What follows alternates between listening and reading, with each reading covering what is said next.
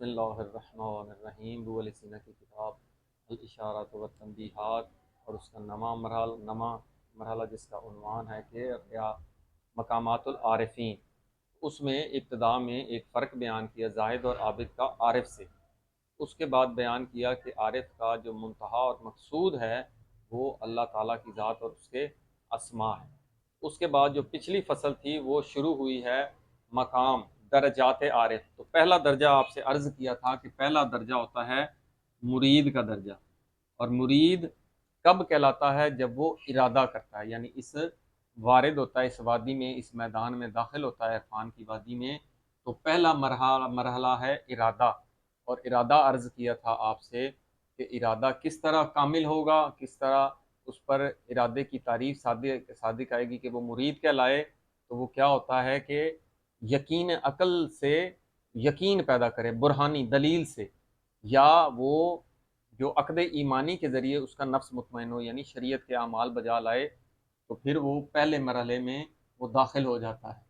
اب اس فصل میں ابو علی سینا نے بیان کیا ہے کہ مرید کی اغراض کیا ہوتی ہیں. وہ 3 غرض جس سے یہ وہ مرید جو ہے مرید کہلائے گا. تو اس سے پہلے کہ یہ ہم 3 اس کے اغراض کو پڑھیں تو ایک ریاضت کرنی پڑتی ہے مرید کو. یہ جو ریاضت کرنی ہے، یہ ریاضت کیا چیز ہے؟ اکثر آپ نے سنا ہوگا کہ کسی بھی میدان میں ریاضت انتھک محنت، سخت محنت کو کہ وہ کمال تک پہنچ جائے. مثال کے طور پر یہ جو گلوکار ہیں یہ ریاضت کرتے ہیں کیونکہ گلے سے آواز نکلتی ہے، وہ گلے کی ریاضت ہوتی ہے. اسی طرح کھیلنے والے اس کھیل کی ریاضت کرتے ہیں، یا اگر کمپیوٹر کا کوئی ماہر بننا چاہتا ہے تو وہ اس میں بہت وقت صرف کرتا ہے، محنت کرتا ہے، وہ ریاضت کرتا ہے. تو ریاضت کا یہ اس مرحلے میں، نفس کے مرحلے میں جب ہم کہیں گے تو اس کا معنی ہوتا ہے سدھانا، یعنی ایسی مشق کرائیں کہ وہ جیسے رام ہو جائے. سواری کو سدھاتے ہیں نا. مثال گھوڑے پر سواری کرنی ہے تو گھوڑا اتنی آسانی سے سوار کو قبول نہیں کرتا. تو گھوڑے کو اس قدر اس کے ساتھ مشق کرنی پڑتی ہے، اس کو سدھانا پڑتا ہے. سدھانا یعنی اس کو یہ مشق کرائی جاتی ہے کہ وہ اس پر سوار ہو تو 2 چیزوں سے رک جائے. پہلا، وہ اپنی مرضی ختم کرے گھوڑا. یہ نہ ہو کہ جب مرضی چاہے چل پڑے، جب مرضی چاہے رک جائے، چلانا شروع کر دے.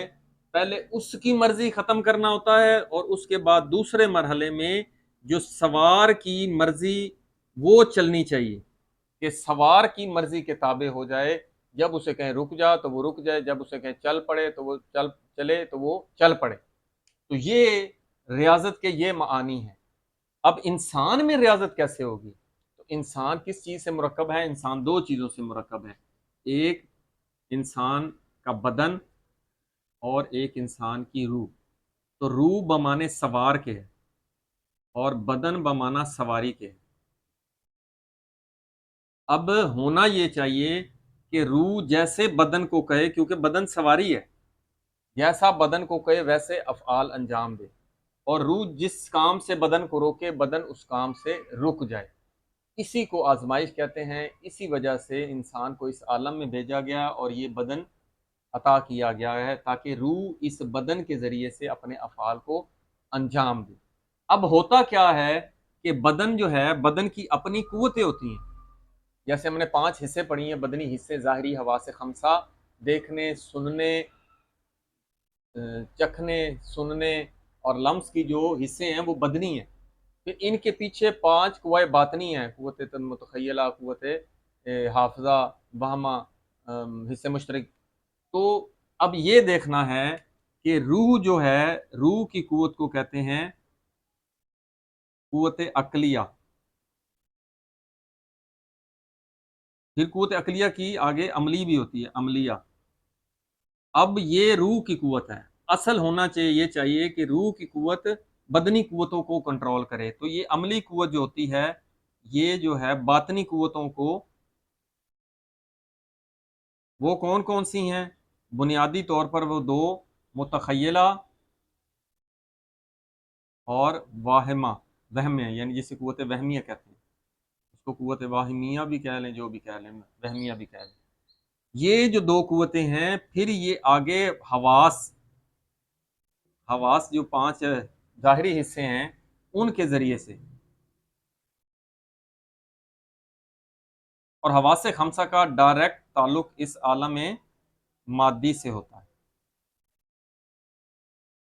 یا یوں کہ ادھر ہم لکھ دیتے ہیں تاکہ نظر آ جائے کہ حواس خمسہ کا تعلق عالم مادی سے ہوتا ہے۔ اب یہ طریقہ کار ہے، تو اصل ہدف کیا ہے کہ یہ جو روح ہے یہ اس کی قوت عقلیہ عملیہ کو تصرف میں لاتے ہوئے ان قوت متخیلہ اور وہمہ کو کنٹرول کرے، تاکہ یہ ان حواس خمسہ سے ان افعال کو انجام دے جو یہ روح یا قوت عقلیہ چاہتی ہے۔ مگر اگر یہ جو اس کے مراتب ہیں نفس کے، کیونکہ نفس جب اس عالم میں آتا ہے تو ڈائریکٹ قوت عقلیہ کامل نہیں ہوتی بلکہ اس کو فعلی کرنا ہوتا ہے، تو تین جیسا کہ احادیث میں یا روایات میں آیات میں آیا ہے کہ نفس امارہ یہ پہلا مرتبہ ہے، اس کے بعد نفس لوامہ، بعد میں ملہمہ بھی اس سے اوپر والا مرتبہ بھی کہتے ہیں، اور آخر میں نفس مطمئنہ۔ اصل یہ نفس مطمئنہ روح کا وہ مرتبہ ہے جس میں انسان کا ربط اس عالم قدسی کی طرف ہوتا ہے، تو یہ نفس مطمئنہ کے تحت ہونے چاہیے۔ یہ نفس امارہ کی تعریف کر، اگر نفس امارہ اس قوت عقلیہ اور پر غالب آ جائے، یہ نفس امارہ کیونکہ نفس کی قوت اس روح عقلی جو قوت ہے اور عملی پر جب یہ غالب آ جاتا ہے تو پھر یہ جو قوت متخیلہ اور قوت وامیہ، ہمارا یہ جو خیال اکثر آپ نے دیکھا ہوگا، بڑا آسان ہے اس کو سمجھنا کہ ہمارا جو وہم اور ہمارا جو خیال ہے، اگر نفس امارہ غالب ہے تو پھر یہ متخیلہ اور واہمہ کیا کرے گی؟ ہر لمحہ ان چیزوں کو سوچے گی جو اس عالم سے اس کو لذت اور اس کو فائدے حاصل ہوتے ہیں، اس کے نفس کے جو ملائم چیزیں ہیں، کیونکہ نفس امارہ کا کام یہی ہے۔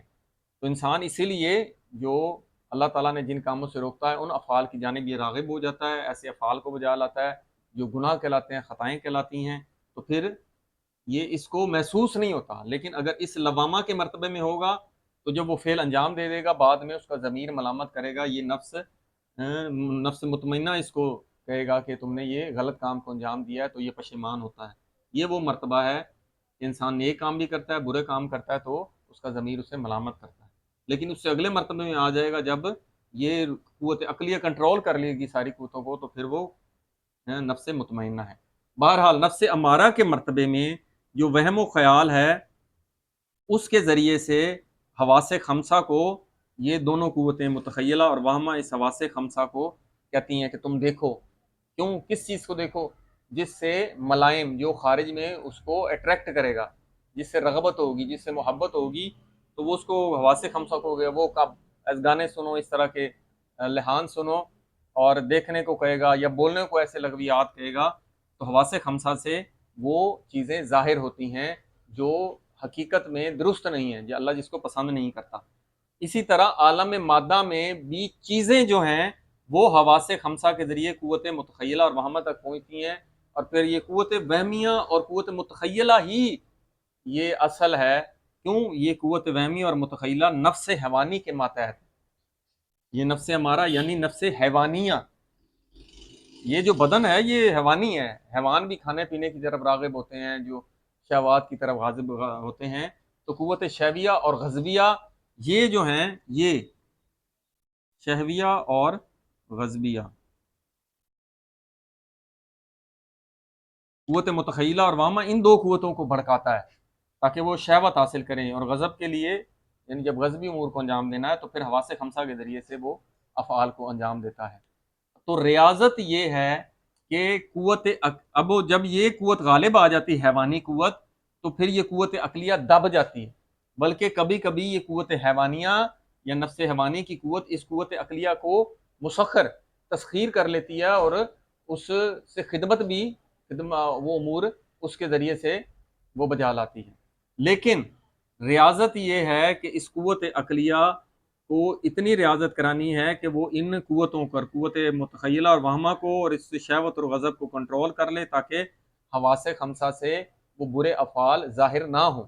یہ پہلا عمل جو آپ سے بتایا تھا رضا سدھانا، ایک تو برے اعمال سے روکنا، اور دوسرا ان سے ان اعمال کو بجا لانا کہ جو قوت عقلیہ چاہتی ہے، یہی ہم نے کہا تھا نا کہ سواری ایک تو اس کی مرضی کو روکنا، پھر اپنی مرضی کو چلانا، قوت عقلیہ اپنی مرضی چلائے تاکہ متخیلہ اور وہمیہ سے وہ امور انجام دے جو شرعی ہیں، شہوت سے بھی اور غضب سے بھی، کیونکہ شہوت اور غضب بے ذات کوئی برے قوتیں نہیں ہیں، لیکن جس شہوت اور غضب ان امور میں بجا لائے جو علم اخلاق میں ہم پڑھ چکے ہیں۔ جب یہ سدھائے جائیں گے تو پھر شہوت کو کنٹرول کرنے سے عفت اور پاک دامنی حاصل ہوتی ہے، غضب کو کنٹرول کرنے سے انسان میں شجاعت آتی ہے حقیقی، جس کی وضاحت علم اخلاق کے ابواب میں کر چکے ہیں۔ جب ان چیزوں کو کنٹرول کر لیں گے تو پھر اس مرحلے میں، یہ پہلا مرحلے میں جو عارف ہے وہ پہلے مرید کہلاتا ہے۔ تو یہ ریاضت ہوتی ہے۔ ریاضت کیوں کی جاتی ہے؟ کیونکہ ہدف عارف کا کیا ہے؟ ہدف عارف کا کیا ہے کہ وہ اللہ تعالیٰ کا وجہ اللہ کا وجہ، اس طرف انسان کا رخ ہو جائے۔ صرف یہ نہیں ہے کہ ان کو برے اعمال سے روکا جائے قوتوں کو کنٹرول کر کے، بلکہ ایسے اعمال بجا لائے جائیں گے تو پھر یہ انسان کا جو رخ ہے یہ اللہ کے وجہ کی طرف ہوگا۔ دونوں ریاضت کے دونوں پہلوؤں کو انجام دیا جائے، پھر اللہ تعالیٰ کی طرف رخ ہوگا۔ جب رخ ہو جائے گا تو پھر یہ آپ کی مرید ارادے کی ریاضت پہلے مرحلے میں، جبکہ اس سے اگلے مراحل میں اس سے دقیق جو یہ ریاضتیں ہیں، یہ پہلے مرحلے کی ریاضت ہے مرید کی۔ تو ہم دیکھتے ہیں یہ تین امور، وہ کہتا ہے کہ تین اغراض جو ہم نے پڑھنے تھے، تو اسی ساتھ ساتھ وضاحت ہو جائے گی کہ ہم نے ماہیت ریاضت آپ کو بیان کر دی۔ اب وہ کہتا ہے ثم انہو، یہ جو عارف ہے، ضمیر کیونکہ فصل ملک ہے پچھلی، انہو یہ جو مرید ہے، لیحتاج الی الریاضت ہے، محتاج ریاضت کا محتاج ہوتا ہے۔ مرید محتاج ہوتا ہے کہ وہ ریاضت کو بجا لائے۔ اور ریاضت کیا ہوتی ہے؟ والریاضت موجہۃ الی ثلاثۃ اغراض، اور جو ریاضت ہے وہ مجھے رخ کرنا، موجہہ یعنی مشتمل ہونا، اس کا ایک یعنی طرف ہونا، یعنی اس کی مشتمل ہونا کس پر؟ الی ثلاثۃ اغراض، تین اغراض، تین مقاصد، تین ہدف ہوں گے تو ریاضت کامل ہوگی۔ وہ تین اغراض کون سے ہیں؟ پہلا ہے تنہیت و ما دون الحق، تنہیہ ہوتا ہے دور کرنا، کنارہ کشی کرنا، ما دون الحق، حق تعالیٰ کے علاوہ جو بھی ہے، دون علاوہ، ما دون الحق حق تعالیٰ کے دو علاوہ ہے۔ کس سے دوری اختیار کرنا، کنارہ کشی کرنا؟ ان مستن الایثار، تو مستن سنت سے نکلا ہے، اس کا معنی ہوتا ہے، سنت کا معنی ہوتا ہے عادت، یعنی عادی جس چیزوں کی عادت ہوتی ہے، عادی ایثار انسان کی جو ترجیحات ہیں، جو بدنی عادتیں ہیں، ان کو کیا کرنا؟ ان کو دور کرنا، اس طرح دور کرنا کہ ملکہ ہو جائے انسان، بندہ عادی ہو جائے، جس طرح برے کام کا عادی ہوتا ہے اچھے کام کا بھی عادی ہو جاتا ہے۔ تو اس کو دور کرنا، جو مادی ترجیح ہر بندے میں کچھ آتے ایسی ہو جاتی ہیں وقت کے ساتھ ساتھ، ان کو دور کرنا، کیونکہ خدا کو پسند نہیں ہے۔ اب اللہ تعالیٰ ہدف ہے تو جو چیزیں اس کو ناپسند ہیں اس کو اپنے سے دور کرنا۔ دوسری غرض کیا ہے؟ وثانی تطویع النفس الامارہ، نفس امارہ کو مطیع کرنا، اس کو اتباع پر مجبور کرنا کہ وہ آپ کے حکم کو بجا لائے۔ تو نفس امارہ کو کس کا مطیع کرنا؟ للنفس المطمئنہ، نفس مطمئنہ، یہی ہم نے یہاں پہ عرض کیا تھا، یہ نفس امارہ حیوانی نفس ہے، نفس مطمئنہ انسانی نفس ہے۔ تو انسان تبھی کہلائے گا جب یہ نفس امارہ اس نفس مطمئنہ کے ماتحت آ جائے۔ ایک تو نفس امارہ اپنے اعمال بھی بجا نہیں لائے گا، پھر اس کی اطاعت بھی کرے گا۔ تو یہ ہے کہ نفس امارہ کا مطیع ہو جانا نفس مطمئنہ کے، کیوں؟ لتنجذبا قوت تخیل والوہم، تاکہ قوت متخیلہ اور قوت وہمیہ، یہی ہم نے کہا تھا کہ یہ جو نفس امارہ کی دو قوتیں ہیں، قوت خیالیہ اور قوت وہمیہ، یہ دونوں قوتیں منجذب ہو جائیں، دب جائیں، ماتحت آ جائیں، کس کے؟ التوہمات، وہ توہمات، یعنی اب عام طور پر توہمات کیا کہتے ہیں؟ یہ جو عام بندوں میں آتا ہے، یار یہ تو وہمی آدمی ہے، تو یہاں پر توہمات یعنی وہم جب نفس مطمئنہ کے تابع آ جاتی ہے تو پھر اس کے ہم رنگ ہو جاتی ہے، تو یہ جزئی ادراکات، تو یہ جو قوت خیال ہے اور قوت وہم ہے یہ دب جائے، کس کی؟ یا ماتحت آ جائے ان ادراکات کے، المناسبات للامر القدسی، ان ادراکات سے اس کی نسبت پیدا ہو جائے جو عالم قدسی میں پائے جاتے ہیں، ان سے مناسبت ہو جائے۔ تیسری تاکہ آگے بھی ہے جو توہمات ہیں، جو ادراکات ہیں، اس کے آگے قوت خیال اور وہم دب جائے، اور تاکہ امر قدسی سے مناسبت پیدا ہو جائے، اور منصرفتاً عن التوہمات، اور ان توہمات، وہ ادراکات، یہ تو ہم سنخ ہو گئے نا، ایسے ادراکات جو امر قدسی سے مناسبت رکھتے ہیں وہ تو آ جائیں، لیکن کون سے ہٹ جائیں؟ منصرفتاً عن التوہمات المناسبت للامر السفلی، اور ان توہمات سے انصراف کرے، دوری اختیار کرے جو مناسبت رکھتے ہیں للامر السفلی، جو اس عالم سفلی مادی گٹیا عالم جو ہے اس سے کی طرف جو توہمات ہوتے ہیں ان سے انحراف کیا جائے، انصراف کیا جائے، دوری اختیار کی جائے۔ تو دو باتیں ہوں گی، ایک عادی، یہ ہو گیا خارجی قسم کی جو عادات ہیں جس کا تعلق خارج سے ہے، اور یہ دونوں جن کا تعلق انسان کے باطن سے ہے۔ یہ معنی جو ہیں یہ خارجی معنی ہیں، رکاوٹ خارجی ہے، جو تعلق عادت کا فعلی، بدن کے ساتھ جو فعلی ہونا ہے۔ یہ دونوں کا تعلق انسان کے داخل سے، انسان کے باطن سے ہے، انسان کا نفس امارہ ماتحت آ جائے نفس مطمئنہ کے۔ ایک اور آخری ہے تلطیف السر للتنبہ، کہ انسان کا جو سر یعنی انسان کا روح جو ہے وہ لطیف ہو جائے۔ لطیف، اور یہ ایک اصطلاح ہے کہ کثافت بھی آتی ہے روح میں۔ کثافت سے مراد یہ ہوتا ہے کہ وہ ادراکات، وہ تخیلات جو قوت وہمیہ میں آتے ہیں اس سے انسان کی روح ہے وہ دب جاتی ہے، وہ تو کثیف ہو جاتی ہے۔ لطافت ہوتا ہے لطیف اور حکیمانہ علم جو اس کو عطا ہو، تو پھر وہ اس کو لطافت کہتے ہیں۔ تو تلطیف السر میں لطافت ہونی چاہیے، یعنی اس کی توجہ عالم اکبر کی طرف ہونی چاہیے، اس عالم قدس کی طرف ہونی چاہیے، نہ کہ عالم سفلی کی طرف۔ تو یہ روح کا لطیف ہو جانا للتنبہ ہے، تاکہ وہ متنبہ ہو جائے، بیدار ہو جائے۔ تو یہ تین قسم کے اغراض ہیں، بڑے واضح ہیں کہ پہلے مرحلے میں مرید کب ہوتا ہے؟ وہ ریاضت کرتا ہے تین مقاصد کے حصول کے لیے۔ پہلا مقصد یہ ہے کہ جو اللہ تعالیٰ کے ما سوا ہے اس سے انسان دوری اختیار کرے، وہ عادی جو بدنی عادتیں ہیں ان کو ختم کرے۔ دوسرا، جو نفس امارہ کو ماتحت لے آئے، کس کے؟ نفس مطمئنہ کے، تاکہ انسان کا رخ عالم قدس کی طرف ہو جائے، عالم سفلی سے ہٹ جائے۔ اور پھر تیسرا ہے کہ انسان کا روح پاک و پاکیزہ ہو جائے، لطیف ہو جائے۔ تو یہ تین اغراض حاصل ہو جائیں گے تو وہ مرید کہلائے گا، اور یہ اس کو ارادہ کہتے ہیں، مرید کا ارادہ۔ یہ پہلا مرحلہ ہے۔ انشاءاللہ ابھی اس کی مزید وضاحت یہ تین اغراض کے بعد اب ان کا حصول کیسے ہوگا انشاءاللہ اگلے مباحثے میں۔ والحمدللہ رب العالمین۔